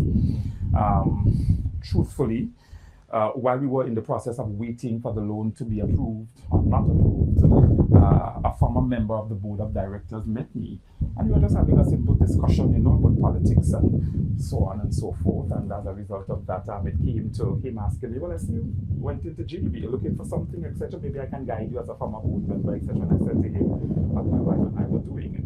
And he said to me, I think that you would want to read the bylaws of GDB, or the act that governs the financial organization, before you actually proceed with that. So I went, I did my research, and I recognized that members of the executive should not be engaged in acquiring loans from the Grenada Development Bank. And as a result of that, I went to the officer that we were dealing with, and granted, the move for us was very expedient, simply because we had outgrown the space that we were in as it relates to the apartment we were living in, the children. And as a result of that, I said to my wife, you know what, I don't want this to have any kind of repercussions futuristically in the politics, where we eliminate the wait period. And we also eliminate any kind of unforeseen circumstances futuristically in the political environment, as a member of the executive, acquiring a loan from the development bank. So that's that. The loan was approved, truthfully, but we never drew down on it. You never drew down on We the never loan. drew down on it. Okay. We left it like that. Right. Yeah. And we Okay. went to another financial institution. Well, there you heard it. Right at the end, and you heard it clear as day. He never drew down on the loan once he was told that he's not supposed to access money from development bank. He did not draw down on the loan. He left and went to another financial institution. That's a decent thing to do. That, I would say, is a man of integrity, because he could have gone to, well, they had allowed it anyway, the board, and just he could have ignored what the former board member said to him, and draw down and went to continue on his way and get his mortgage or whatever. He could have done it because he had the money. He got through, right? So they gave another minister, knowing that board of directors, knowing that that is not supposed to happen. But they're NDC, and they're giving NDC people the money. God knows whoever else, whoever NDC pundits and supporters were allowed to access loans from the bank without servicing their loans. Is their bank? Is their time now? Everything is theirs. Everything is theirs, right? Bankrupting the Grenada Development Bank. The Grenada Development Bank do not receive monies from the ECCB, the Eastern Caribbean Central Bank, but from institutions like the CDB, the Caribbean Development Bank, guaranteed by the government of Grenada, and monies from the central government. Well, we know the central government broke, and the CDB, but we also know the central government is broke. And therefore, CDB will pay attention also to the movements of the monies from the bank, because you must give a report if it's a loan. So remember, Development Bank is taking loan from CDB. Same thing, they have to make sure that when they give us a loan, when they give the bank a loan, that the bank can pay back the loan, right? So that has dried up a little bit, right? And with huge $1 million loans that are not being serviced, the bank go belly up. You could call it going in the red. It's operating at a deficit. The Grenada Development Bank, my friends, after 61 years, went from a 1.2 million surplus to a 1.4 million deficit in a single fiscal year. NDC mash up the bank. 61 years old, my friends. NDC mash up GDB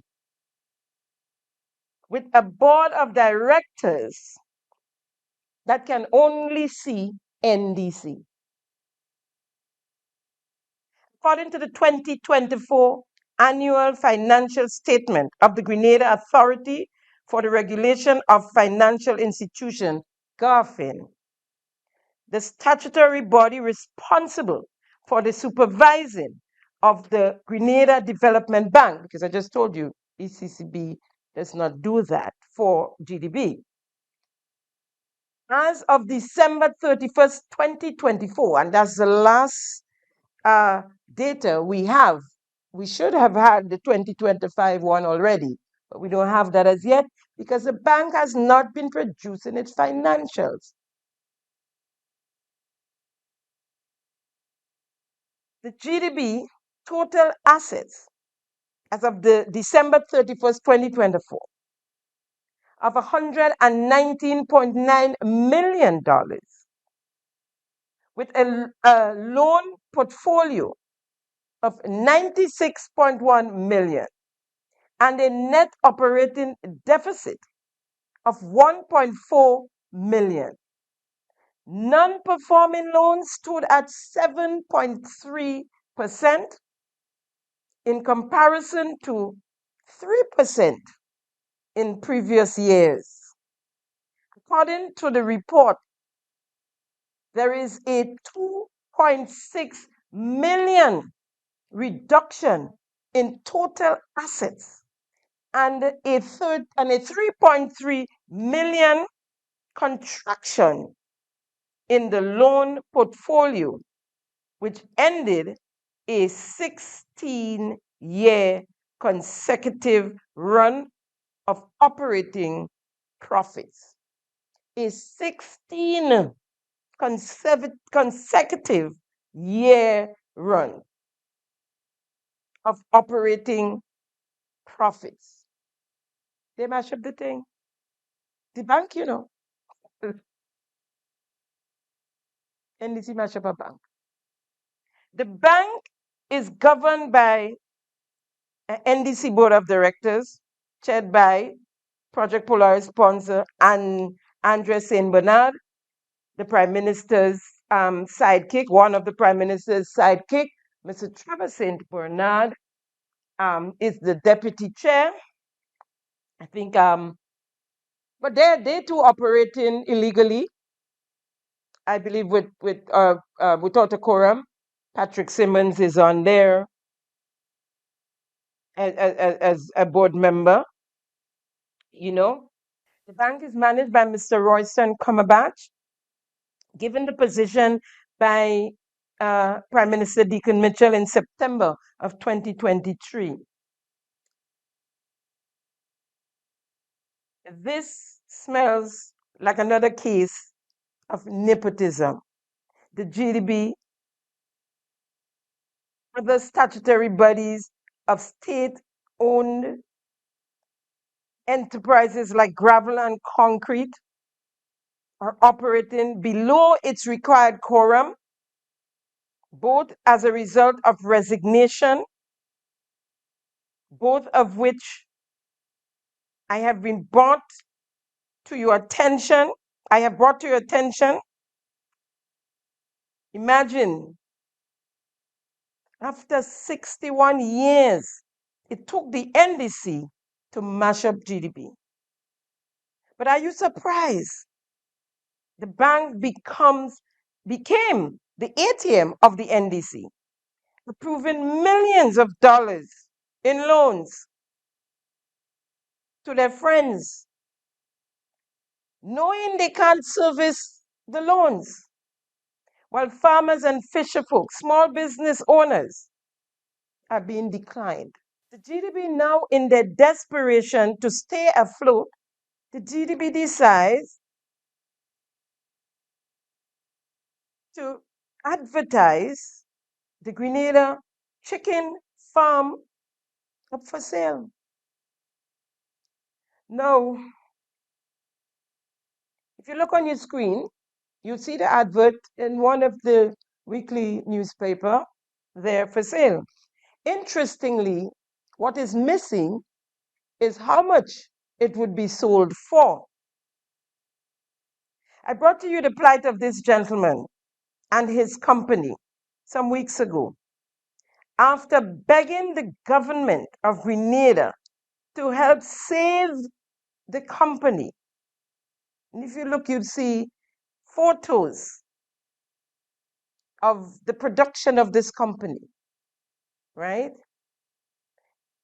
They had to close their doors because they were turned down by the Grenada Development Bank for extra funds, and they were turned down by the government of Grenada, or they were not even responded to by the government of Grenada for the most part. They had put different proposals, even offering them shares in the business. And they were told in their face bluntly that they're on their own. This is a gentleman who had put $15 million of his own monies into that business, borrowed $4 million from the GDP, right? All through COVID, he was struggling and trying to put his business together to open the doors, right? And he was turned down, and they eventually had to shut their doors, sending home hundreds of workers. So let's hear the managing director or CEO of the Grenada Chicken Farm. Welcome to Grenada Chicken Farm Limited, raised by nature, great for nurture. We are a proud beneficiary of the CRA.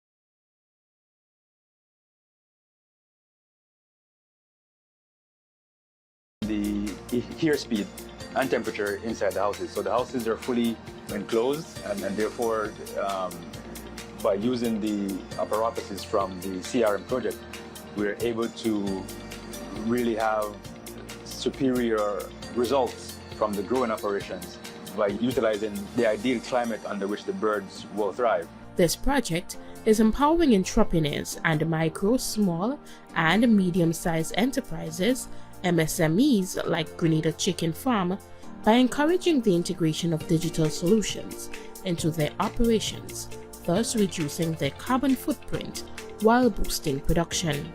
The birds will eat as much as £6 throughout their entire life cycle. And at the end of that life cycle, they will have 4 or 5 pounds in terms of weight over a 35-day period. Without the CRM apparatuses, we would have had to feed the birds maybe 10 pounds, and then that would take them into 45, 50 days to get that same weight. So by doing so, we reduce the carbon footprint and the cost associated with raising each bird. So what I have with me here is the computer control. This controls the entire process. We have the fans, we have the humidity sensors, we have the feed lines, we have the water lines. So what the computer does, it regulates based on what the bird usages is, and therefore we reduce significantly the amount of wastage. Again, this reduces the carbon footprint in addition to reducing the costs to produce each bird. Grenada Chicken Farm currently has the largest chicken growing facility on the island with a maximum capacity of 75,000 plus chicks.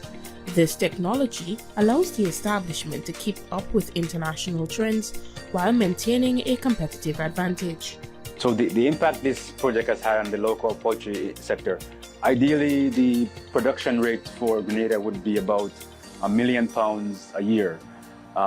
Just the last year, while we're not at full capacity, we would have produced about £3 million. Now the capacity of the whole project is about 12.5 million pounds. We're hoping to significantly reduce the importation of poultry to Grenada as a whole. So as a whole, Grenada would have imported between 15 to 20 million pounds, depending on the economic cycle. So in a down year, it's 15.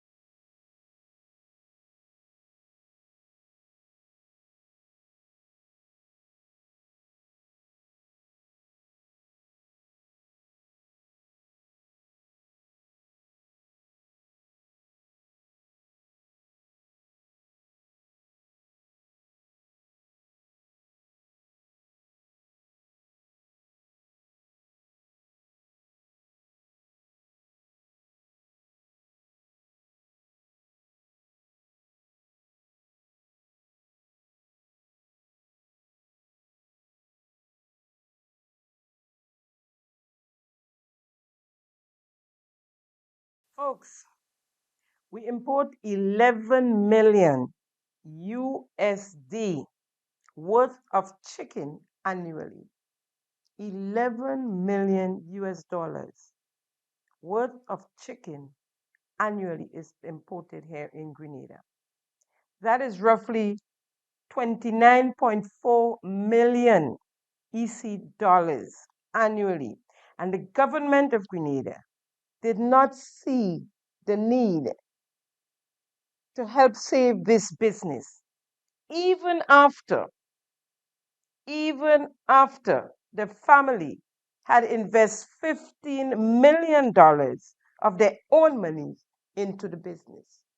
Now they decide they're selling the people's business, their investment, without notifying them. They only hear that it is it's up for sale.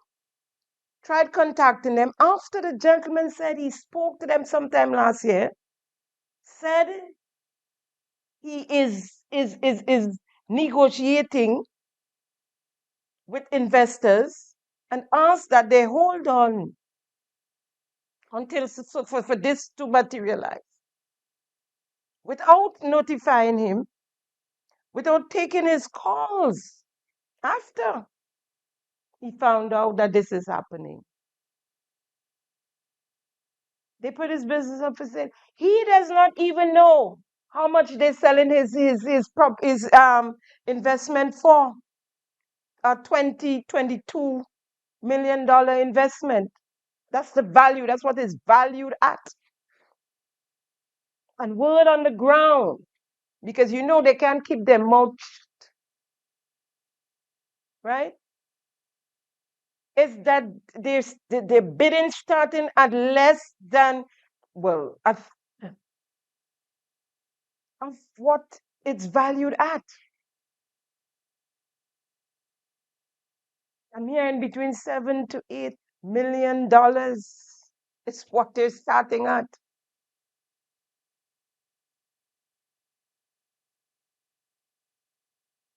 Property the gentleman has elsewhere here on island that he had in the bank as security. It's part security.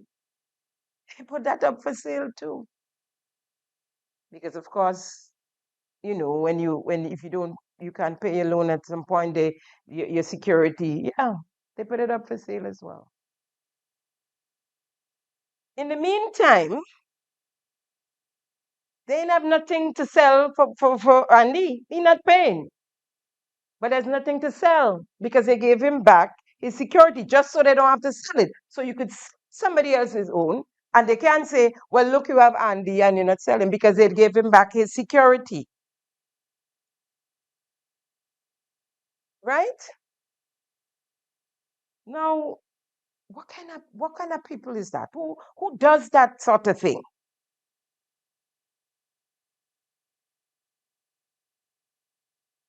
Why is it okay for a minister of government who is a crook, who went on and said to the nation, Pastor Simon Church, that he should have been in jail? Right? Who you all know was not servicing his loans before you gave him the money, the millions.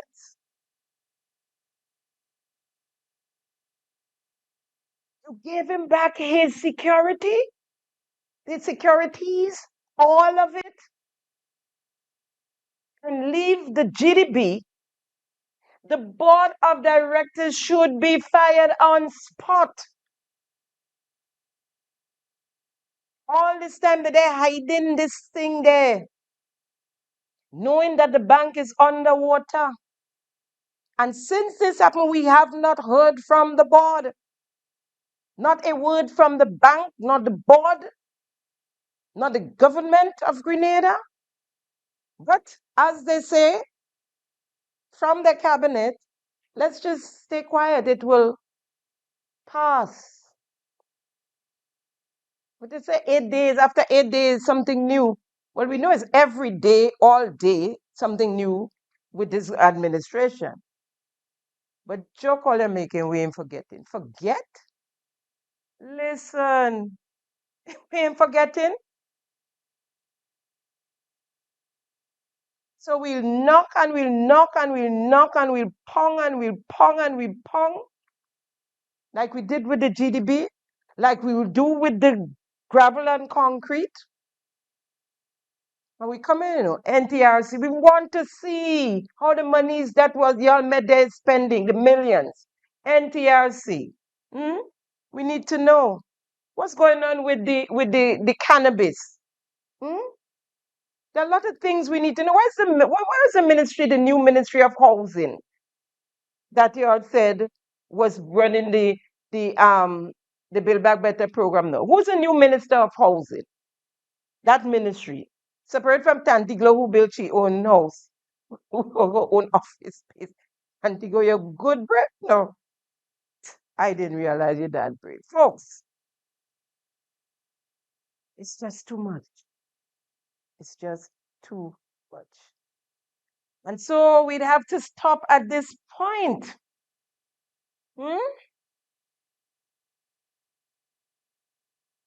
But this wickedness in high places, this is at the highest level. To do that to this family, this couple, with their farm, with chicken, which is one of the most healthiest meat to eat, and we burn it locally so we know what we're getting.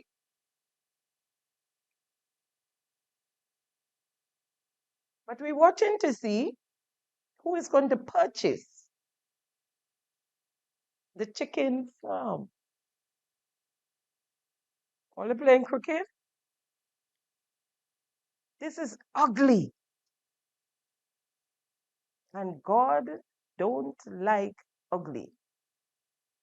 Folks, that's a wrap on today's episode of Simon Says. It's always a pleasure conversing with you, keeping them honest. Thank you for viewing yet another version of Simon Says, where facts come first. I'm your host, Jenny Simon.